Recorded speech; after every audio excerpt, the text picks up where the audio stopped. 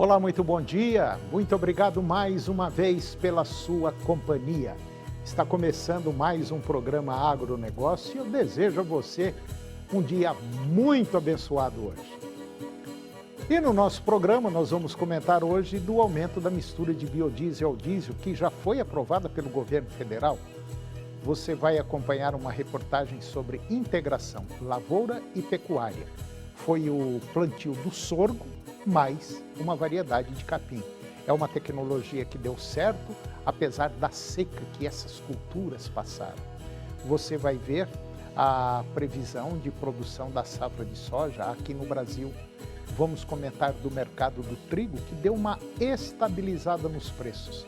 E você vai ver agora que no mercado do milho os preços seguem firmes, com probabilidade de novas altas. O programa Agronegócio já está no ar.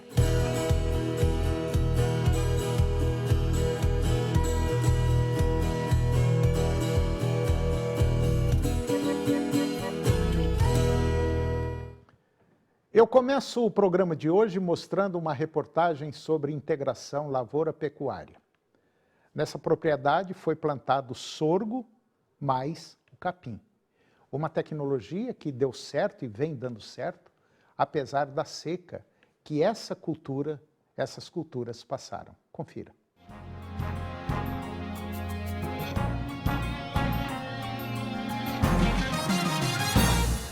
Eu estou na Fazenda Larga, no município de Bela Vista, de Goiás, uma propriedade rural de apenas 2 alqueires. E essa propriedade aqui, ela é especialista em produção de leite. O dono da fazenda, ele geralmente mantém uma média anual de 35 vacas em lactação. E juntando tudo aí, dá mais ou menos aí umas 45, 50 cabeças. Mas em lactação, média, 35 vacas. E é claro, para manter esse plantel, uma área muito pequena, tem que fazer silo. E aqui todo ano ele faz 5 hectares de plantio de milho. Colhe o milho, faz a silagem. O pecuarista esse ano, agora na safrinha, ele resolveu fazer um teste. Ele plantou sorgo com capim. A variedade do capim aqui consorciado com sorgo é o Miyagi. E os resultados simplesmente fantásticos.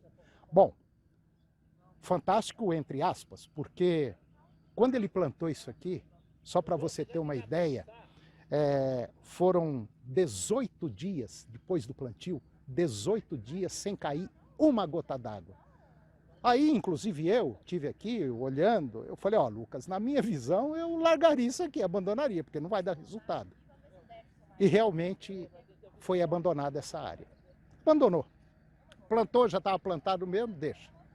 Depois de 18 dias começou a cair uma aguinha. Resumindo, o resultado está aqui. O capim veio uma loucura.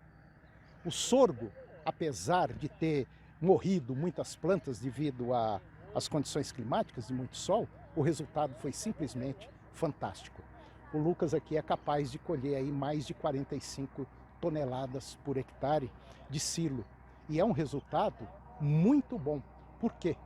Porque o Lucas ele vai garantir vamos dizer assim, uma área pulmão. Ele vai garantir comida, a hora que acabar aquele silo de milho que ele tem esse aqui para garantia do seu rebanho. E pode ter certeza, na visão dele, foi uma das melhores coisas que ele já fez durante todos esses anos que ele é proprietário dessa área aqui.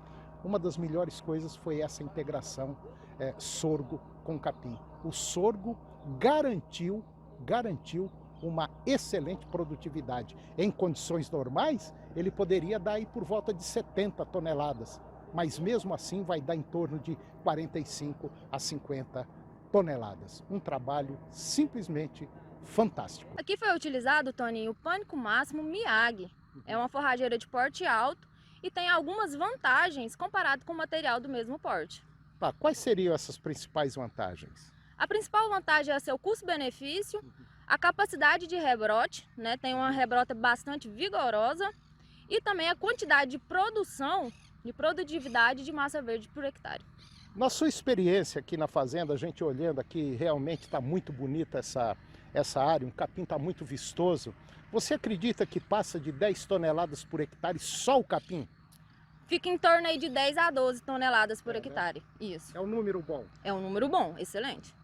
Só que aí tem uma outra vantagem muito importante, que é o sorgo. E aí quando você junta 10, 12 toneladas do capim, mais uma boa quantidade do sorgo, o pecuarista vai ter uma quantidade de silagem muito boa, né? Exatamente. O que chama muito atenção aqui nessa propriedade foi a situação pela qual tanto o capim quanto o sorgo, eles passaram na época do plantio. Só para você ter uma ideia, quando foi plantado, esses materiais aqui sofreram 18 dias sem uma gota d'água. Tanto é que eu vim aqui na época e falei para o dono da fazenda, você esquece, você perdeu isso aqui tudo.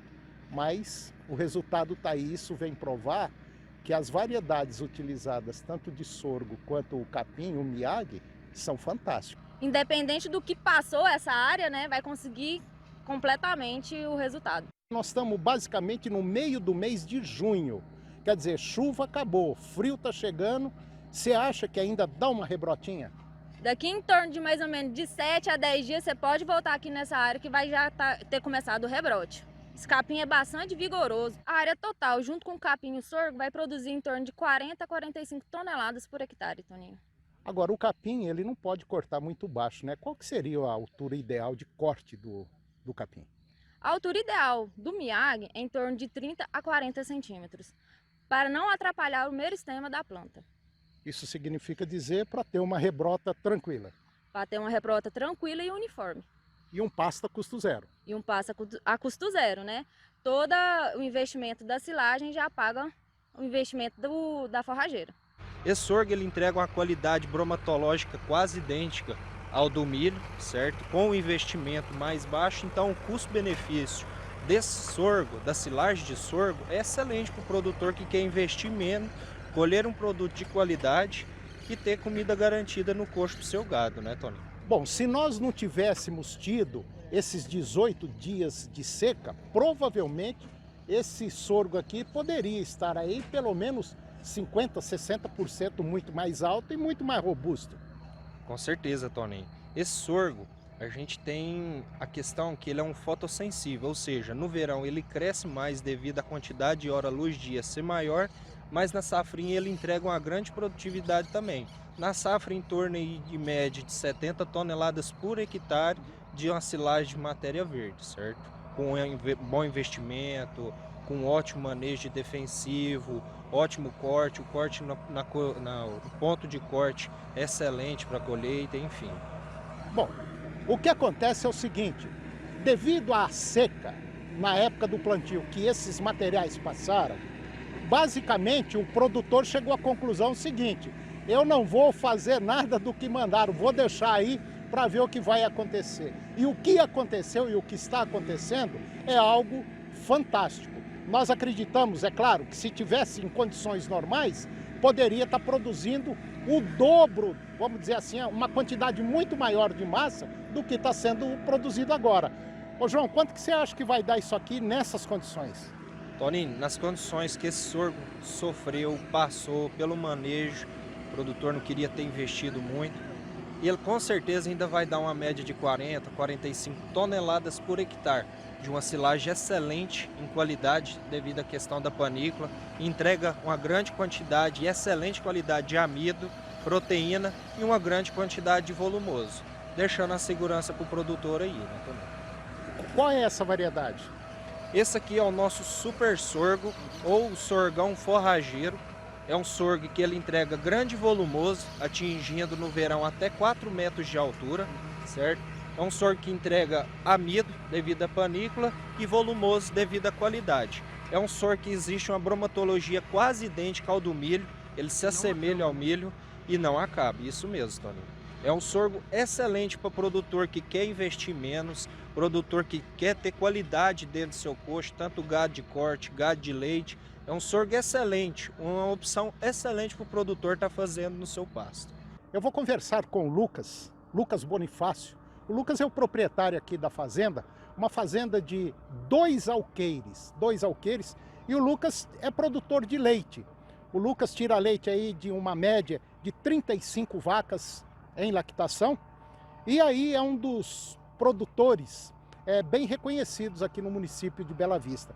E agora o Lucas ele entrou aqui fazendo pela primeira vez um trabalho de integração lavoura-pecuária, ou seja, sorgo com capim, e ele também plantou milho com capim. E os resultados, por incrível que pareça, depois de uma série enorme de problemas, o resultado é fantástico. É mais ou menos isso, Lucas? Sim, ótimo, está sendo um ótimo resultado.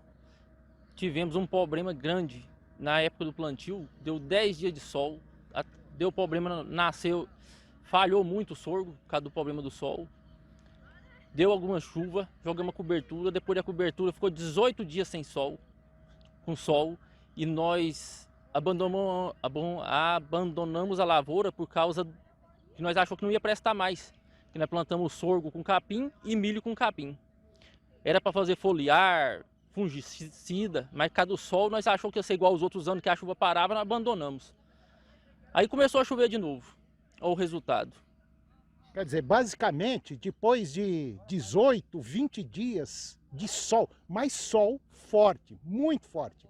Como o Lucas disse, eles abandonaram tanto a lavoura de milho quanto a lavoura de sorgo. Deixou para lá e esquece. E o resultado foi esse, o sorgo simplesmente fantástico. O milho perdeu, mas o capim veio uma loucura. Não, o milho não aguentou o sol não. Aí nós abandonou tudo. Vai dar muito peso ainda, porque tem muito capim, vai dar muito silo ainda. Isso serve também para os produtores. Plantou milho tardio, põe capim junto, que se não colher o milho, colhe pelo menos o capim, pelo menos o gado não fica... Você tem comida para dar para o gado. Agora, Lucas, está te surpreendendo aqui o resultado desse sorgo, né? Tá. Mas o sorgo foi sensacional. O milho não aguentou o sol não, mas o sorgo aguentou. Depois que a parte começou a chover, ele melhorou demais. Agora, em relação ao que você fazia, porque o Lucas aqui, ele planta 5 hectares de milho, faz a silagem e tal, e esse ano ele resolveu plantar o sorgo com capim para ver o que ia dar. E teve esse problema aí de seca muito forte, mas os resultados são muito bons, inclusive ele não esperava isso, né? Quer dizer, ninguém esperava o resultado que deu desse sorgo com capim. Eu estava na expectativa do problema que deu de dar umas 20 a 25 toneladas por hectare. Mas agora que começou a colher, é perigoso fechar até 50 toneladas por hectare. Estou muito satisfeito. Toda a minha safrinha agora eu vou consorciar. Porque se o nosso problema climático, que temos sempre sol e problema, a gente tem um pulmão. Tem uma saída. Tem uma saída, que aí se não der pelo menos o capim dá. O gado não passa fome. Ou seja, você tem segurança de comida. Sim, tem segurança alimentar.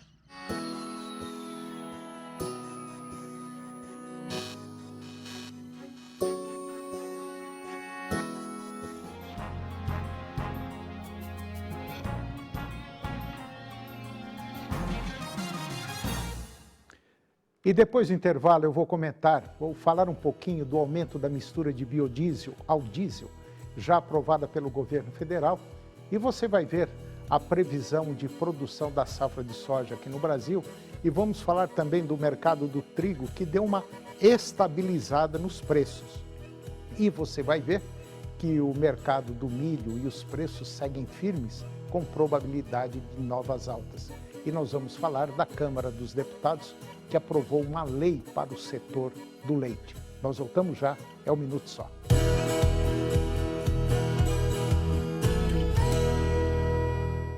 Aqui é vida louca. Nesta quinta, 11h15 da noite, a praça é nossa.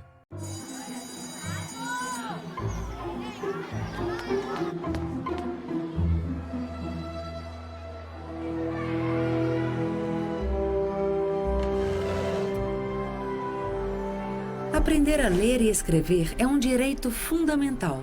E para garantir que todas as crianças sejam alfabetizadas, o governo federal criou o Compromisso Nacional Criança Alfabetizada.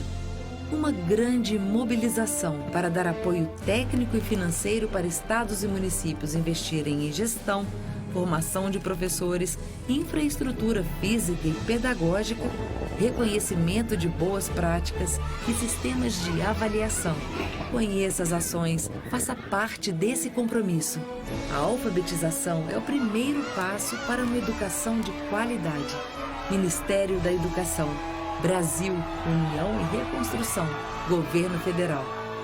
O programa Tarde Show da 99,5 FM tem tudo o que você gosta. Muita música boa, prêmios e as polêmicas da pergunta do dia. Eu, Bruna Fabrina, conto com a sua participação de segunda a sexta a partir das 4 da tarde. Só vem! 99,5.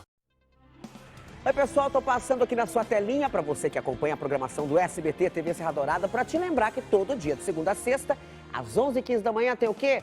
O nosso SBT Notícias Goiás, o programa que traz aquela notícia de última hora.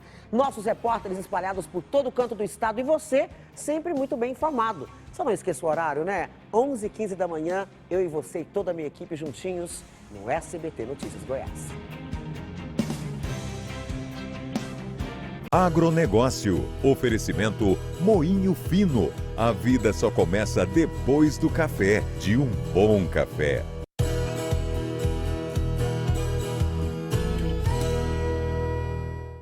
Nós estamos de volta e agora vamos falar do aumento da mistura de biodiesel ao diesel que já está aprovada pelo governo federal. O governo anunciou o aumento do teor de biodiesel na mistura com óleo diesel de 12% para 14%, que é o B14, a ser implantado agora a partir de março deste ano. A decisão do Conselho Nacional de Política Energética ela foi bem recebida por representantes da cadeia da soja, que contribui com 70% da matéria-prima para o biodiesel. Após reduzir a mistura para 10%, tanto durante um período de alta nos preços da soja, há pelo menos 2 anos, o governo, em um cenário mais estável de preços de commodities, agora parece menos preocupado com as pressões inflacionárias que uma mistura de biodiesel poderia provocar, de acordo com o banco BTG Pactual. O aumento no teor, ele fomenta o crescimento da produção de biodiesel no país, reduz dependência de importações de diesel e aumenta a segurança energética nacional, beneficia os cidadãos brasileiros, por conta do uso de um combustível renovável, pelo menos é o que afirma a Associação Brasileira das Indústrias de Óleos Vegetais, a ABIOV. E segundo a ABIOV, a capacidade de produção de biodiesel aqui no Brasil é de 13,7 bilhões, mas as usinas operam com uma ociosidade em torno de 50%. Isso pode ser atribuído, em parte, à importação de biodiesel, mas essa dinâmica mudou com a decisão do Conselho Nacional do Petróleo. Reconhecendo a importância de impulsionar a indústria nacional, o Conselho suspendeu a importação de biodiesel e a participação maior de biodiesel ainda mais na nossa matriz, e isso tem 2 efeitos. Primeiro, diminui a nossa dependência de importação de óleo diesel. E segundo, ajuda a descarbonizar, já que a Agência Nacional do Petróleo, ela vem avançando muito na certificação da qualidade dos biocombustíveis. E em terceiro ponto, é muito importante nós estimularmos a nossa agricultura nacional. E agora vamos comentar da previsão de produção da safra de soja aqui no Brasil. Para a safra de 2024 agora, a ABIOV, que é a Associação Brasileira das Indústrias de Óleos Vegetais, ela revisou as suas estimativas prevendo uma produção total de soja de 160,3 bilhões de toneladas, ligeiramente abaixo da última projeção. O processamento está mantido em 54,5 milhões de toneladas, enquanto a produção de farelo e óleo de soja permanece sem alterações, atingindo 41,7 milhões de toneladas de farelo e 11 milhões de toneladas de óleo de soja. As exportações para este ano, 2024, foram reavaliadas com uma queda projetada na soja em grãos para 99,3 milhões de toneladas e um leve aumento de farelo de soja para 21,7 milhões de toneladas e uma pequena redução no óleo de soja para 1.450.000 toneladas, justificada pelo aumento da demanda doméstica. Apesar dessas variações, a expectativa é de que as exportações do complexo soja neste ano agora gerem 64 bilhões de dólares em divisas para o Brasil. A produção de soja em grãos no Brasil está prevista para atingir quase 159 milhões de toneladas até o final, agora deste ano de 2023, conforme as estatísticas mensais da Associação Brasileira das Indústrias de Óleos Vegetais, que é a ABIOV. Os dados indicam um ligeiro aumento em comparação com os números anteriores, com um processamento estável de 53,6 milhões de toneladas. As projeções para os coprodutos da soja permanecem inalteradas, com a produção de farelo estimada em 41 milhões de toneladas e a de óleo em 10,8 milhões de toneladas. E agora você vai ver que o mercado do trigo, ele deu uma estabilizada nos preços, vinha aumentando muito. Na última semana, foi observada uma estabilização nos preços do trigo aqui no Brasil, com variações significativas entre os estados do Rio Grande do Sul e o Paraná, que são os maiores produtores do Brasil. O trigo de qualidade superior encerrou a semana com uma média de R$ 63,00 por saca lá no Rio Grande do Sul e R$ 67,00 por saca lá no Paraná. De acordo com a Central Internacional de Análises Econômicas e também de Estudos de Mercado Agropecuário, a CEMA, comparando com o mesmo período do ano anterior, o trigo gaúcho ele apresenta uma queda média de 25,3%, refletindo desafios enfrentados pelos produtores brasileiros. A baixa liquidez no mercado interno do cereal neste final de ano é evidente, com produtores segurando o trigo com pH 78 e buscando preços mais elevados, enquanto os moinhos reduzem as suas atividades, diminuindo as compras do cereal. Um fator importante no cenário atual é a competitividade do trigo argentino, impulsionada pela forte desvalorização do peso, resultante das políticas do novo governo no país vizinho. Isso leva as empresas brasileiras a considerarem a importação de trigo argentino no início de 2024, esperando preços mais baixos em comparação com os produtos nacionais. Além da redução da produção nacional, o trigo brasileiro também enfrenta uma perda significativa de qualidade. O triguilho, que é destinado à ração animal, está sendo cotado entre R$ 25 e R$ 30 por saca, enquanto o trigo de qualidade superior, mesmo em oferta limitada, não consegue competir com a concorrência argentina no momento. Esse cenário pode resultar em uma redução da área destinada ao cultivo de trigo agora neste ano de 2024, especialmente na região sul do país, onde as opções de cultivo no inverno são limitadas para os produtores. E você vai ver agora que no mercado do milho os preços seguem firmes, com probabilidade de novas altas. No Brasil, os preços do milho continuaram subindo, puxados pelas fortes exportações e pela expectativa de uma produção menor em 2024, especialmente na safrinha, devido ao atraso no plantio da soja na região centro-oeste. De acordo com a Central Internacional de Análises Econômicas e de Estudos do Mercado Agropecuário, a CEMA, a média gaúcha subiu para R$ 59,35 por saca, enquanto nas demais praças nacionais, os preços do milho ficaram entre R$ 40 e R$ 66 por saca, chegando até R$ 70 a saca. Em relação a um ano, o preço médio da saca de milho no Rio Grande do Sul estava quase 30% mais baixo. Assim, a produção final nacional poderá ficar em 129 milhões de toneladas, perdendo 6,6 milhões de toneladas sobre a última projeção realizada em setembro, segundo as safras e mercados.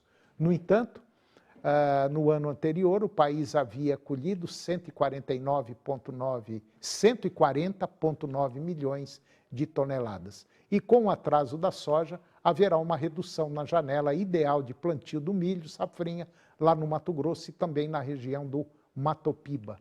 A Datagro, ela indica que a área total com milho no Brasil, na safra 23-24, deve chegar a 21 milhões de hectares, ficando 9% abaixo da executada no ano anterior, o que resultaria em uma safra de 117 milhões de toneladas, ou seja, 14% abaixo das 136 milhões de toneladas colhidas agora no último ano. E agora você vai ver que a Câmara dos Deputados, ela aprovou uma lei para o setor leite. A Comissão de Agricultura da Câmara aprovou na semana passada o projeto de lei complementar 217/2023 do deputado Heitor Schuch, ele é lá do Rio Grande do Sul, vedando a concessão de qualquer benefício fiscal às indústrias que comprarem lácteos do exterior para a fabricação dos seus produtos. O objetivo, explica o parlamentar, é preservar a cadeia produtiva leiteira nacional seriamente ameaçada de desestruturação com o aumento expressivo da entrada de leite e derivados nos últimos meses, especialmente do Mercosul. Dados do setor mostram que, de janeiro a julho deste ano, as importações de leite em pó aumentaram 268% em comparação com o mesmo período do ano passado. Mais de 90% desse volume vem da Argentina e do Uruguai, que integram o bloco Mercosul. O resultado foi uma queda gigantesca no preço pago aos produtores brasileiros e uma crise sem precedentes enfrentada pelo setor neste ano. Quando se busca conhecer quem são os importadores de leite do Brasil, verifica-se que muitas são multinacionais que adquiriram empresas brasileiras que antes compravam leite nacional.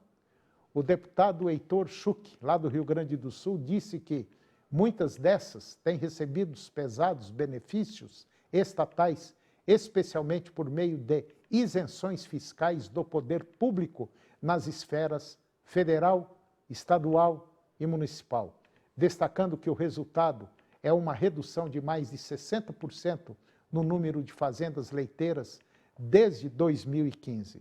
Agora, o projeto segue para análise das comissões de Finanças e Tributação e de Constituição e Justiça, antes de ir à votação em plenário. E o programa de hoje chegou ao fim. E eu termino o nosso programa com a seguinte frase: é impossível progredir sem mudança, e aqueles que não mudam as suas mentes não podem mudar nada. Muito obrigado pela sua companhia, que Deus nos abençoe e até o próximo programa. TV Serra Dourada SBT Goiânia. Agora suas manhãs têm mais alegria na TV Serra Dourada, com Silvier Alves, de segunda a sexta, às 11h15. A seguir, Primeiro Impacto Continuação.